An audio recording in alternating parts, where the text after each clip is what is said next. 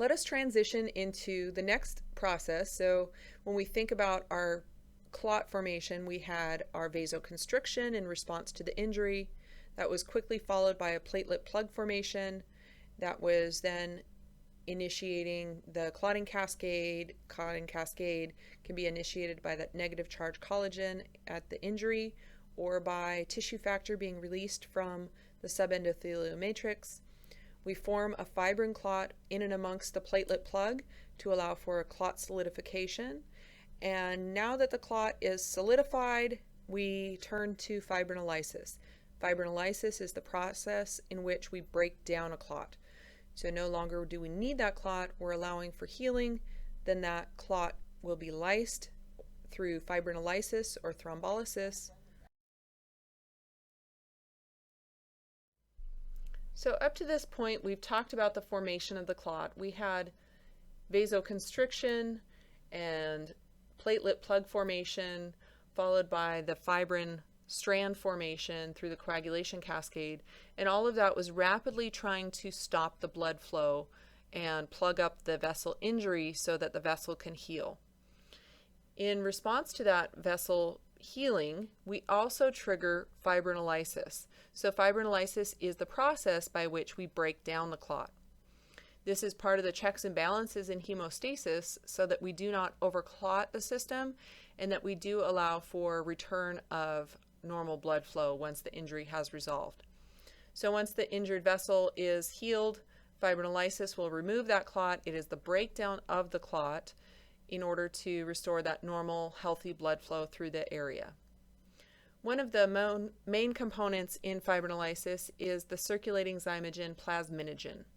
Plasminogen is benign. It is normal, non-active zymogen that is freely circulating throughout our body. In response to fibrin, we do get binding of plasminogen to fibrin. Plasminogen binds with very high affinity to fibrin. It loves fibrin. And so once it comes in contact with a clot, it will actually place the plasminogen within the fibrin strands. Remember, those fibrin strands are being developed in and amongst the platelets. So within the platelet plug, those were being aggregated with fibrinogen that was then activated to fibrin strands and cross-linked to form a solid fibrin clot. Plasminogen, when it comes in contact with this fibrin, will bind with high affinity, placing the plasminogen in and amongst the clot, perfectly placed for when it's deciding to break it down. Plasminogen by itself is inactive. However, we also release plasminogen activators in response to vessel injury. So as the vessel is injured, as we get blockage of the blood flow through the area because of the clot, or we have stress responses, we release substances called plasminogen activators. The most commonly referenced plasminogen activator is tissue plasminogen activator, also known as TPA. So you may have heard of TPA. We have a number of recombinant TPA medications that we use to enhance fibrinolysis when necessary. We also have heard of urokinase as a tissue plasminogen activator. So in response to venous stasis, whether it be the blockage of blood flow because of the clot, the injury itself and the vasoconstriction through that system, or the stress, we release plasminogen activators. These plasminogen activators come in contact with the fibrin and trigger fibrinolysis by activating plasminogen to plasmin, which is the first step in fibrinolysis. That plasminogen is then, as it's in the clot, the plasminogen activators circulate by. They also have high affinity with fibrin, and so then that plasminogen is activated to active plasmin. Plasmin is an enzyme that is ready to cleave the fibrin into the fibrin degradation products. So plasminogen is activated to active plasmin by the presence of plasminogen activators. Those plasminogen activators, when they come in contact to the fibrin that's bound by plasminogen, they become active and cleave plasminogen into active plasmin. That active plasmin then will, step 2, cleave the fibrin into fibrin degradation products. That long fibrin strand is in then cut up into tiny little pieces of fibrin degradation products that are removed from the clot, breaking that clot up. As the clot is broken up and it's released back into the bloodstream in tiny little products, plasmin is also released from the clot. Plasmin is dangerous if it encounters other areas of the body, so we have a natural blockade agent. So we have circulating in our blood alpha-2 antiplasmin. This alpha-2 antiplasmin will then bind tightly to the plasmin as it's released from the clot, rendering it inactive. So released from the clot at the end, we have plasmin. That plasmin is bound by alpha-2 antiplasmin. We have fibrin degradation products that flow downstream and are resorbed later in the body. And then finally, we have plasminogen activators, which are released from the blood or released from the clot that is now cleaved. And these can be bound with plasminogen activator inhibitors, either 1 or 2, and they bind to the TPA or urokinase to render them inactive again. So here we have the process of fibrinolysis. It begins with that plasminogen finding fibrin and binding tightly to it within the clot. The plasminogen activators are released by the venous stasis or by stressors from lack of blood flow through that area.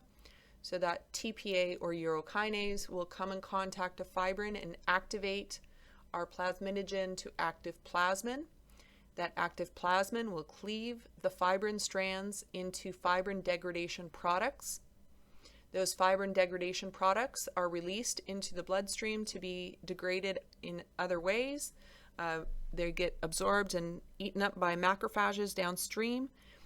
We also release the plasmin from the cleaved clot, so we no longer have fibrin there to bind the plasmin. So that plasmin is now released back into the blood, where it gets bound by alpha-2 antiplasmin to render it inactive. And then lastly, we have our plasminogen activators, whether it be TPA or urokinase. As they're released back from the clot, as the clot's broken up, we bind to plasminogen activators with plasminogen activator inhibitors. There are types 1 and 2. So PAI 1 or 2 will bind tightly to that TPA or urokinase to cause everything to be inactive.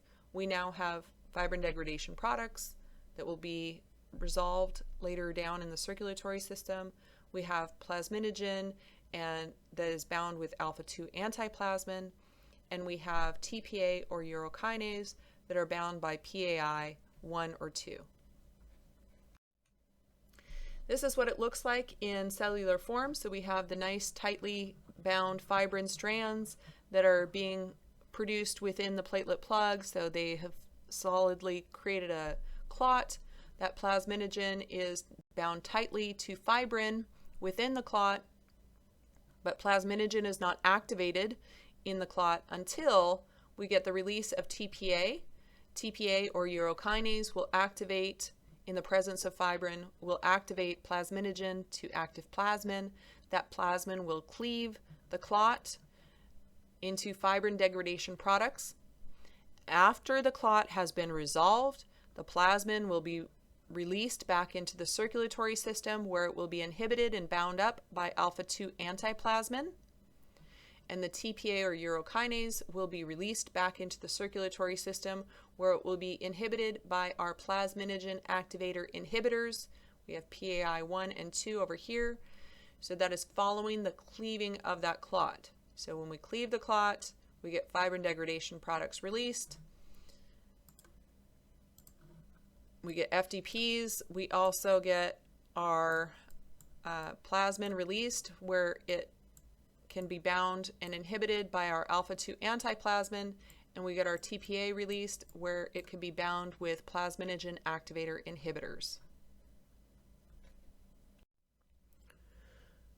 Fibrinolysis is part of hemostasis, so of course there has to be some regulation here, and we have our main regulator in the process of fibrinolysis is thrombin activatable fibrinolytic inhibitor. So thrombin activatable fibrinolysis inhibitor is our main regulator. So thrombin even plays a part in regulating fibrinolysis. At the top, we see plasminogen is being activated to plasmin by either TPA or urokinase.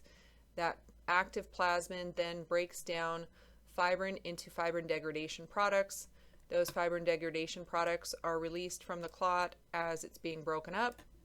We also get release of plasminogen from the clot as it's being cleaved, and those are bound by alpha-2 antiplasmin. And then lastly, we have TPA and urokinase that are released from the clot as the clot is being broken down, and those are bound tightly by plasminogen activator inhibitors to render them inactive as well. Let's convert over into the drugs that we use then as fibrinolytics. And here we're going to be talking about drugs and how they work within the process, but the pharmacology of these drugs will be covered more specifically in Dr. Bhakta's lectures as you get to later days in cardiology. So to begin with, we have our recombinant TPAs. These are mimicking the natural TPAs that are produced in our body. Remember, these are the plasminogen activators. They would be activating plasminogen into active plasmin.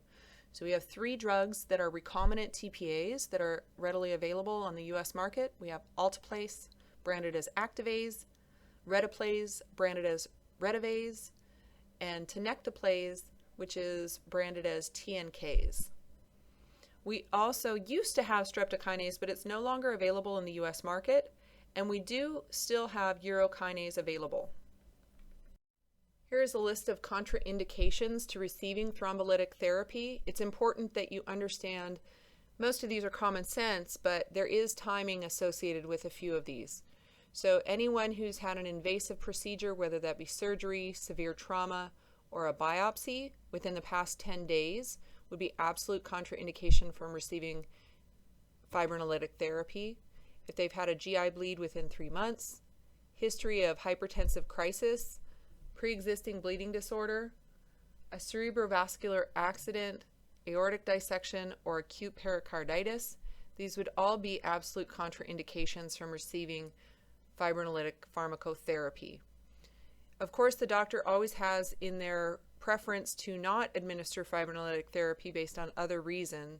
However, these are absolute contraindications that you should recall and remember for any assessment or any review of any patient cases. Previous cerebrovascular accident does not differentiate which type of CVA it was, so that can be either ischemic or hemorrhagic. Either way, any previous stroke or cerebrovascular accident would be a contraindication from receiving fibrinolytic therapy. Of course, we do have reversal agents for these fibrinolytics, which you've already learned in your P1 year, so you should be familiar with these 2 names of drugs. We have our aminocaproic acid and our tranexamic acid. These are both inhibitors of the conversion of plasminogen to plasmin, so in which case they are antiplasmin drugs. They're inhibiting the activation of plasminogen to plasmin, thereby work as anti-fibrinolytics. We have those 2 drugs that you should be familiar with, where they work in the cascade, or where they work in the formation of the clot or the breakdown of the clot, in which case here we would say these are fibrinolytic therapies. We have tranexamic acid and aminocaproic acid, branded as Amicar. Let's do a comprehensive summary. Listed in this figure, we have our activators to the pathway on the left. We also have inhibitors to the pathway on the right. This could be our natural inhibitors as well as our drug therapies. And we have, at the very beginning here of our algorithm, we have a vessel wall injury. So as we have a vessel wall injury, that is going to cause vasoconstriction. That's releasing endothelin. It's also releasing calcium and collagen and von Willebrand factor. If it goes down in the subendothelial matrix, we're also getting tissue factor. Those are all being released to promote the vasoconstriction of that area, as well as the formation of the platelet plug. We have GP1A, which will come in contact with the collagen and adhere. We have GP1B, which will come in contact with von Willebrand factor and thereby bind to collagen. That is promoting the adhesion of the platelet. That adhesion of the platelet will then promote conformational change and activation of the platelet, degranulating the platelet, causing release of thromboxane A2 as well as ADP to further potentiate and activate neighboring platelets. As they go through that conformational change through activation, they're also expressing GP2B3A receptors abundantly on the surface of the platelet. Those GP2B3A receptors can be aggregated together using either fibrinogen or von Willebrand factor to create this platelet thrombus or a porous platelet plug. This platelet plug does immediately reduce some of the blood loss from that area, but it is not a solid clot. As we are forming that platelet plug, we're also potentially activating our coagulation cascade through either the negatively charged collagen, which would initiate the intrinsic pathway, or the release of tissue factor from our subendothelial matrix if it goes extravascularly. If the injury goes past the endothelial lining into the subendothelial matrix, we'll have release of tissue factor that will activate the extrinsic pathway. Whether the intrinsic or the extrinsic or both pathways are initiated, they will converge through the common pathway to create a thrombus. So that is a solid clot down here.